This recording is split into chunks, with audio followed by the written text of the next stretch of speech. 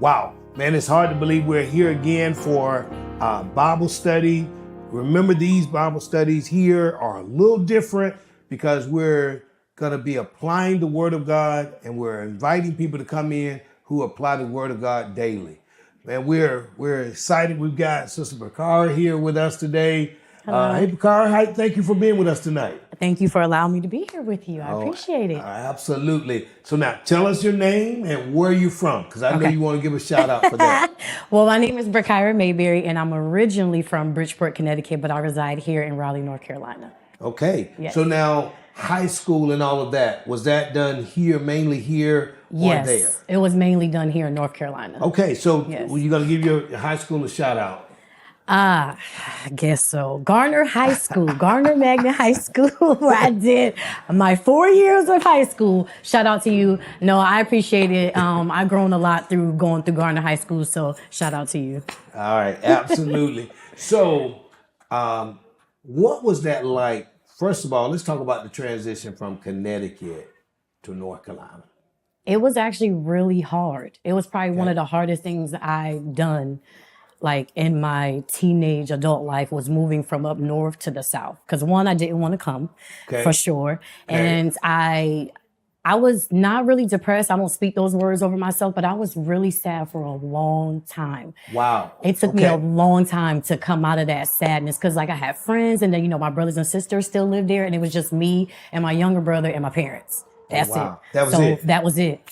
And you had to get used to reacclimated to what it was like to be in the South. This was literally probably my second time coming to the South was when we moved here. Really? Yes. I've never been to the South other than that. I came here one time with my dad, and it was probably one of the worst trips I ever taken. And then the next time I came down here, I was a resident. Seriously. Yeah. I don't know how to work with that, man. Wow. So you're from Bridgeport. And, I've spent some time in Connecticut, a little bit, not a lot, but I know it's totally different. Way different. Than here. Way different. So it's now city life. Complete city life. Mm-hmm. Absolutely. So now you're down here, you're at Garner High School. Mm-hmm. And what was that like? So my first year was pretty steady. It was okay, but a lot of people didn't really like me because I was from up north. It was like, I guess, a southern thing to not like someone from up north. But girls didn't like me. They was like, oh, she from up north. Like, she thinks she's stuck. Like, she did, she did. I'm like, I don't even know what that means, but okay. So it was a challenge, but I got used to it. I had my brother, so we were good. All right. Yeah. So then you make it through that for 4 years. Make it through the 4 years. And then what's next? What was next? So a lot changed. Like when I graduated high school, I had lost my sister to cancer. So my dream of going to school to be a doctor had changed. So we had got custody over her 3 kids, and my life was shifted like very, very, very, like a real shift. And I grew up really fast. So let's talk about it, if you feel comfortable. Yeah. A sister passing away when you're still in high school. I graduated. I just had graduated from high school. And then she passed. So now all the dreams of the thoughts that you had of aspirations, being a doctor, doing all this, it stopped. How difficult was it to deal with death? Was that the closest person to you that had died? Yes. What was that like, if you don't mind? It broke me. I'm not going to lie. Me and my sister, well, all of my brothers and sisters were close. So losing her was just like, it was like a emptiness that I felt. I felt lonely for a long time. And I used to like become friends with like females to fill that void of having a sister, calling females my sister, and they really didn't mean no good for me. It was really difficult. I cried many nights, and I talked to the Lord. Actually, my sister's death is what brought me closer to Christ. And when I tell people that, they're like, come again? I was like, my sister's death brought me closer to Christ. Right. And what I mean by that is when she died, I asked God for all the understandings, because we were taught to, don't question God. It's not right. But he's our Father. And there's nothing wrong with asking God for understanding. Right. You're not questioning him. So I was just like, God, I don't understand. Got it. why did you take her at such a young age? Right. You know, she was 33 when she died, the age that I just turned. Oh, wow. So, you know, for me, that was just like, that's young. As I hit 33, I'm like, that's really young. Right. But he brought me so much understanding through her death, like the reading of the word and just walking the path that I needed to. I was really like astonished on how God really brought me closer and to him by just through her death. Wow. A tragedy turned into something actually really beautiful. So a time period of loneliness, your only sister. Only sister. Now you're the only young lady now. I'm the only young lady. You just graduated. Just graduated. But now you got her kids. 3 of them. 3 of them. And at that time, Akeem is probably in middle school. Yeah, he was 11 and Malik was 7 and Rachel was 4. Oh, wow. Yeah, I had them very young. So like my older brothers and sisters, they still lived in Connecticut and Rocky was already in college. So I was the only one home with 3 kids and 2 parents. Wow. Yep. So taking them to school, doing hair, making sure their clothes was laid out. That was something that was, I wouldn't say put on me because, you know, I wanted to help with such a burden like that with my parents, them being older and my mom still working. But yeah, at an early age, I was 20 years old when my sister died. So what does that, taking on 3, not that they're a burden. No. Yeah. But you're still taking on help raising them and now putting your dreams on the back burner. At the beginning, I was like, I'm not going to say I was angry, but I was just like, oh my goodness. Right. 3 children that are not mine. I have to like literally do all this at first. As you know, as you're young, you get like, I don't want to do this. Like, I want to live my life. I want to go out and do this. And then when I look them in their face, I'm like, they just lost their mom. Right. I still have mine. Right. So their face, and I was just like, I got to do it. And then one day they were just like, can we call you Mom T? I was like, what is that? It was like mom and auntie. And I was like, sure you can, but I'm not your mom. You can just call me Auntie Beauty. Right. And that right there was just like a relief. Like, these kids really need me. And I had to put on my big girl panties and I had to be a mom T. And so years later, Rachel just graduated. Yes, my baby graduated from, about to say college, from high school off to college. And all 3 of them graduated. All 3 of them. Wow. All 3 of them. So in some ways, you've been there to make sure that was still done. Yes, sir. Were you doing other things still while you were trying to be that mom T? Yes, I tried to go back to school, but that was very hard. So like I got into weight tech, and then that became a challenge with them being in school and all that they had going on. So then I decided to be a model. All right. So tell me how that. Well, are you still I'm still a model. I've been modeling since 2012. Okay. And it's been, high, low. I've done a lot of things. I've modeled with international designers and all that. So, I mean, it was actually a twist that became, like I said, a beautiful story. I never thought I would be a model, or just something like, I'll try it out. And then I became a model, and I was model of the year and a lot of other things. So why modeling? Honestly, I don't know. I went to an audition one day and I was doing a song. I wanted to sing. And a lady was like, no, I want you to model. She said, you have a face of a model. And I was like, but I want to sing. I don't want to model. She was like, no, just do this real quick and do that. And then she showed me the pictures and she said, you see this? She said, sometimes we come for different things and they end up something different. She was like, you have a beautiful voice, but you also have a beautiful face and structure. And I was like, oh, okay. And then that went to that, and here I am. So she said something that I thought was powerful. Yeah. Sometimes you come for one thing and it gets turned to something else. What are your thoughts about that? I was mad at first because I'm a natural born singer. I've been singing since I was a little girl, and I was like, no, I just want to sing. Like, I don't care about that modeling. Like, that wasn't my thing. I didn't think that modeling, I had the face for it, but she saw something. Right. And sometimes God put people in places to see things that we don't see.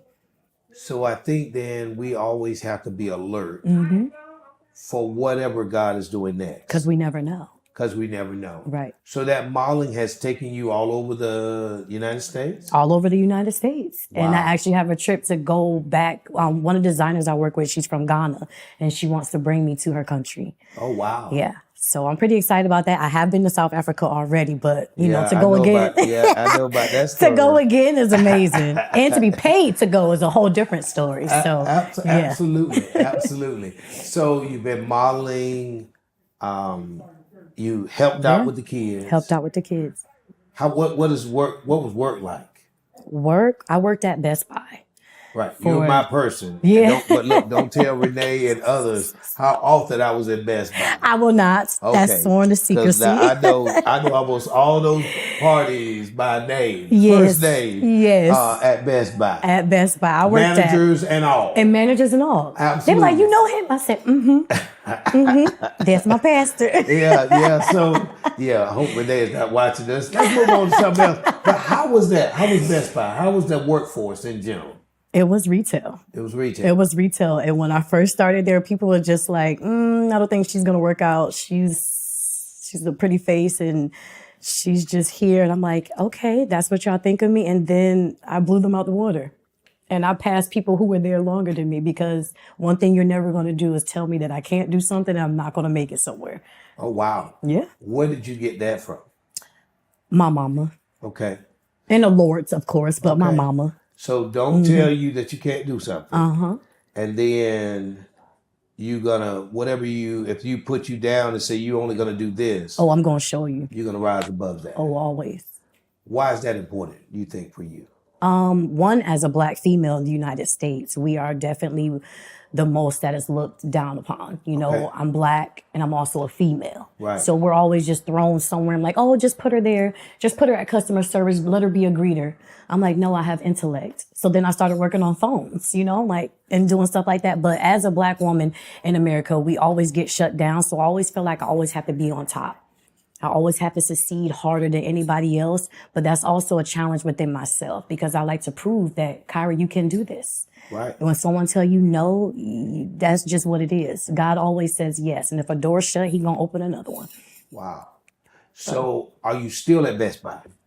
Like that much. Okay. Maybe like once a month, twice a month. Okay. I actually went back to school after all the babies graduated. So you had to put that all on hold. All on hold. And now you're back in school. What school, Back in if you don't school. mind? I was at Wait Tech and I graduated from Wait Tech. Okay. And now I'm In at what Derm field? Tech, LPN, licensed practical nurse. Okay. So now I'm at Derm Tech to be a RN and then I want to be a PA, physician assistant. Okay. So that is the So goal. in some ways, that original goal of where your sister, if she hadn't passed, you said that you wanted to be a medical doctor.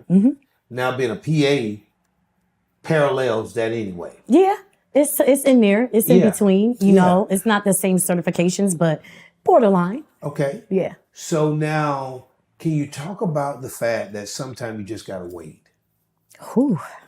Yeah. That waiting period is hard. It's hard, but it's so, I don't even know what words to use, but what the song, they that wait on the Lord shall renew their strength. And that's literally what I got because God wanted me to renew my strength in Him and develop certain things that rushing out into the world would have stopped. Wow. So that's that Isaiah 40 and 31. And so you've been able to wait, but is there in the midst of waiting a trusting the process? Yes. And a process that you maybe didn't even know was there. Yes. And that's the hardest part is trusting something that you can't see, you can't feel, or you can't taste. So I didn't know what the Lord had for me. Wow. Yep. Wow. And how does that mess up with your psyche sometimes? It messes with me, but then I just snap back into reality that I trust God because He's never steered me wrong. Right. Every time He took me from a place where I wanted to go, He brought me into a different place where I was like, woo, thank you, Lord. So yeah. So being a young lady in the 20s, just went over that another level. But how was being a 20-year-old in the world and dating and all of that other stuff? And, you know, How is that? It was quite crazy. Okay. But not too crazy because, as a PK as I am, Okay. my mom still And allowed make me. sure we tell them preacher's kid. Preacher's kid, for those who don't know what that is. We have a Absolutely. bad name out there, but that is so not true. I agree. It's I'm a not preacher's true. kid myself. Yes. Absolutely. But my mom allowed me, well, I'll say my mom and my dad allowed me to live my life. Okay. She was like, oh, you want to go do that? You want to go party? Go ahead. Go ahead. And I was kind of scared. When someone tell you to do something, you're like, nah, I'm good. You sure she wasn't using reverse psychology? No, because she still let me go. She let me go. She still let me go. So I had my fun, my 20s, but my 30s are amazing. So what makes the 30s amazing? When some people, 30s, they have this clock, especially young ladies. I hope I don't get myself in trouble. No, it's okay. I got my running shoes on. They don't bother me. That's that internal clock. Because that's what society tell us. And being in the medical field, they're like, oh, having a baby at this time, getting married at this time. And absolutely not. Because when I was younger, my friends were all getting pregnant. And I'm still out there like, well, peace out because I'm finna go live my life.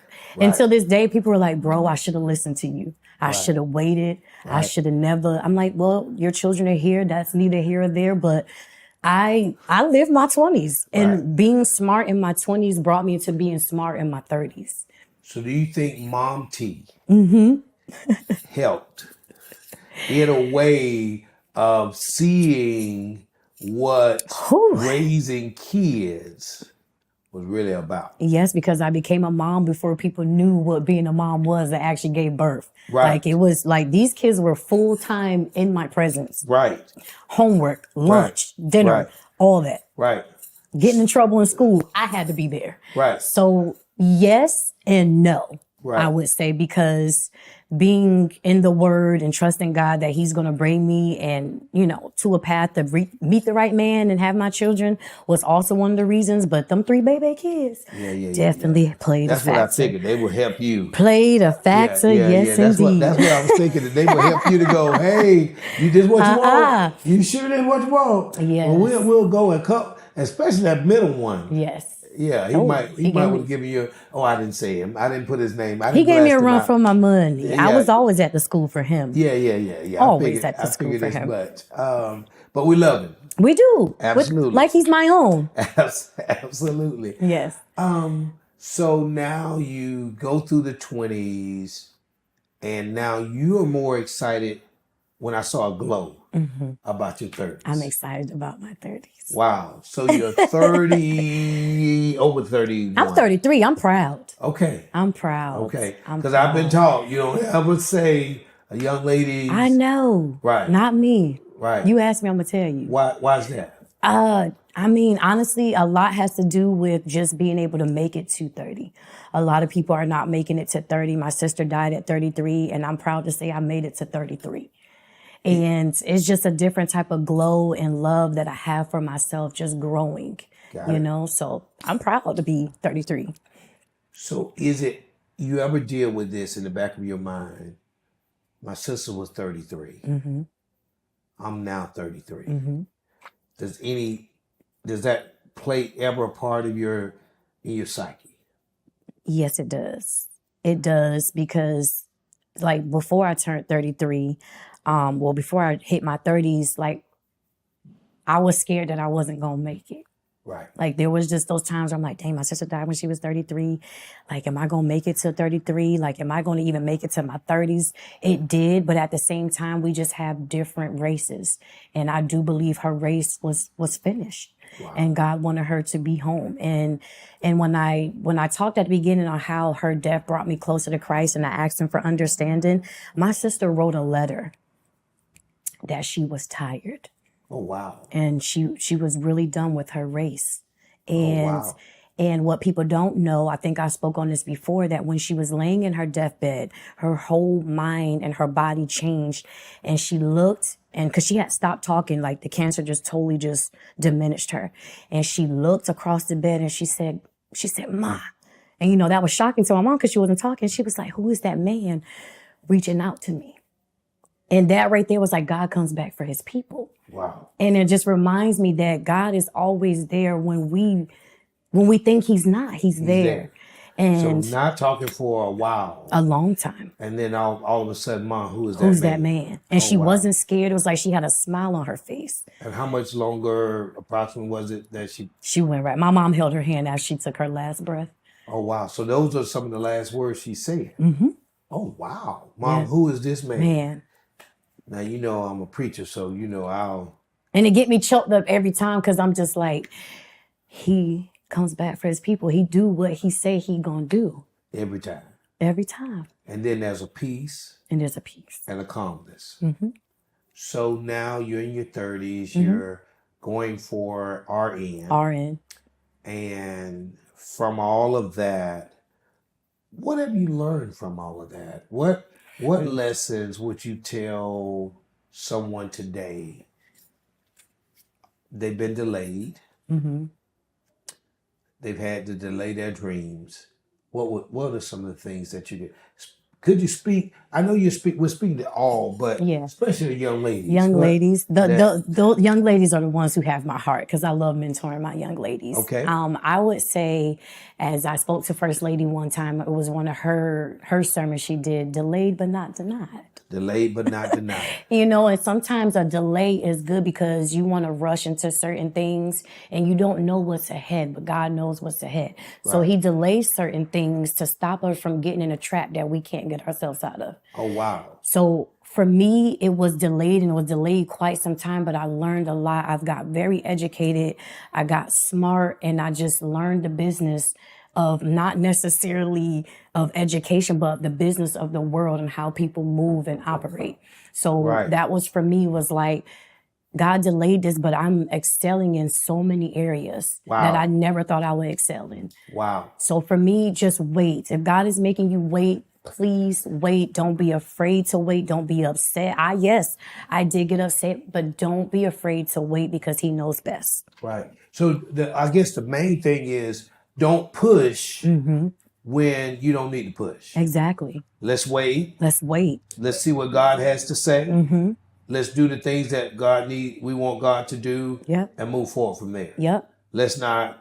And a lot of fasting and praying because sometimes we don't understand. Right. And I did a lot of that. I did a lot of fasting. I did a lot of praying and did a lot of like trying to understand what God had for me. I was, everybody gets sad. They get hurt. And I've been hurt. I've been sad, but I never lost faith in my God and what I knew he was going to do for me. You're 33 and you're talking about fasting and praying. Fasting and praying. But that was in the 20s also. That was in the 20s as well. Okay. But just as I got older, it became more serious. We'll fast and we'll pray like, if I fast and pray, God is going to do this. And sometimes he don't even do it. Right. So sometimes, what do you do then? you don't give up that chicken and everything else. Or what else Lord, you fast for? And he doesn't do it. Mm-mm. Because in the season of him just being quiet and not saying anything is what we think, he's already moving on my behalf. Right. And I just have to keep trusting and doing. That's what he wants us to do most is trust. We're so set on like, let's do it, Lord. Right. I prayed, I fast. It's supposed to happen. And that is not at all how it works. How? You don't sound like a 33-year-old. What I sound like? I mean, the maturity level. Okay. So what has all of your experience gotten you to where you are today? All of my experiences have got me here today. Let's talk about church. Mm-hmm. What are you doing? How do you use your talents and gifts? I sang on a praise team, sang in a choir. That's how I use my talents and my gifts. But I also minister to people offline. Okay. That, I don't talk about or anything like that, which will always be my little secret to myself. But I guess singing and just. What's that like, getting prepared for that? It's definitely a struggle. It's definitely a struggle. And the reason why I say it's a struggle because right before I'm about to minister through song, the devil is always busy. Right. He is because he knows that when I open my mouth, the glory is going to come out. Right. So I always, I have to make sure the night before that I'm steadfast and I'm focused. So when I come in the house of God, I'm singing to his people, that he gets the glory of whatever happens when I have to sing. Do you ever think about that this possibly your song could be that you're singing, could be the last song that someone in that audience hear? Yes. Someone on live stream, Facebook, Instagram hears. Yes. What does that make it more serious or more scary or? A little bit of both, because, you never want to get up there and you never want to put on a fake like facade and a fake worship. I always want my worship to be real. Okay. And I always want people to feel the words that I'm singing, because I am singing through the glory of God. Okay. So, and sometimes, some songs, I'm be honest, I'm like, oh, I don't think I should sing that. That don't work for me. And then after I'm finished singing it, someone will be like, you don't know what that song did for me. And then I just be like, you always know, Lord. Okay. So I'm just going to listen to you. Whatever you tell me to sing, I'm going to sing it. And there's times where I don't want to sing on Sunday. I'm going to be honest with you. Sometimes I get up and I just be like, I just don't feel like singing today. He was like, well, too bad. You ain't singing for you. You singing for someone else. And what does that look like on preparation? Understanding that it's not about you. And one of the expressions that I always have at Juniper level is leave yourself at the door. Yes. What does that look like? Leaving myself at the door is definitely something that I had to grow into, because when I was younger, it was more of a performance and letting people know that I can sing. Okay. And it was like, now it's just like I pray and I'm like, Lord, whatever it is that you want me to say, whatever it is you want me to do, just guide me on doing that. So I never make a fool of you or a mockery of, my walk. Absolutely. So it's not a performance. It's definitely not a performance. This is all about, let me give it my all. Mm-hmm. And God, you just get the glory. You just get the glory. I don't need any of that. Mm-hmm. How do you, as we draw this to a conclusion, it's been great. Yeah. How do you, are there things that you have to worry about by people and they don't mean anything? Mm-hmm. But sometimes they could say things to you that could, if there's any pride in you, could pump that pride up. Like, oh girl, you really sung today. Mm. What is that like? Well, they do it, and I have to be like, I say, I know, I'm like, ooh, yeah, to God be the glory. It was all him. Because sometimes after I finish singing, I don't even remember what I did. Okay. I don't even remember what I said. Okay. All I know is that I'm exhausted and I'm just done. Wow. Like, that's it. I mean, people, they be like, you did beautiful. I'd be like, thank you. I'm like, Mom, did I sound okay? Because I do not remember what any of this. Yeah. As we end, what would you say to someone, because it sounds like you're sold out. Mm-hmm. What is that? What would you say to someone who is struggling? They've got this own dream of timeline of, I'm going to do this. I'm in my 20s or early 30s. Mm-hmm. And none of the things that I thought would happen has happened yet.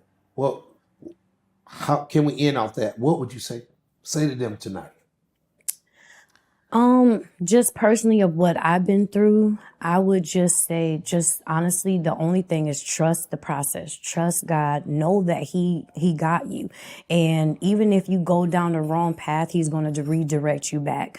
Don't worry about the timeline, because the timeline has nothing to do with God's time.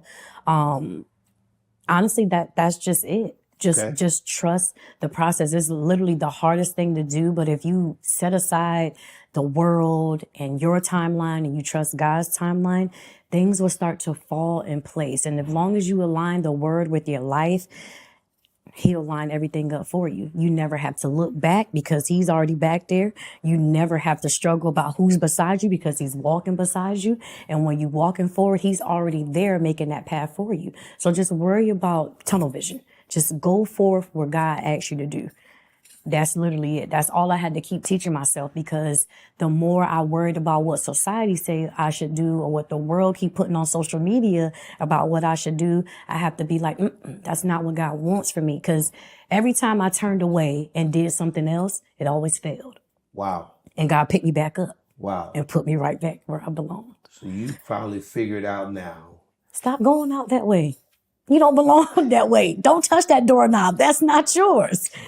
And and he'll give you yours, hmm and you're living the best life right now I'm in living your the 30s. best life at my 30s. Wow. I've had a lot of, don't get me wrong, I've had a lot of trauma. I'm still going through some things, but that just doesn't change how good God is. And nothing I go through will ever change that.